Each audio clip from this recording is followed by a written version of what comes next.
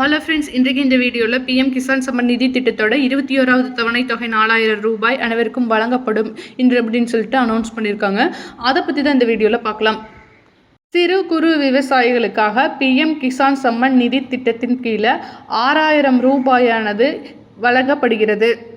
கடந்த 2019ஆம் ஆண்டு தொடங்கப்பட்ட இத்திட்டம் தற்போது வரை வெற்றிகரமாக செயல்பட்டு வருகிறது. இதுவரை இந்த திட்டத்தின் கீழ் 20 தவணைகள் வழங்கப்பட்ட நிலையில் 21வது தவணையை பெறுவது மட்டும் டிலே ஏற்பட்டுச்சு.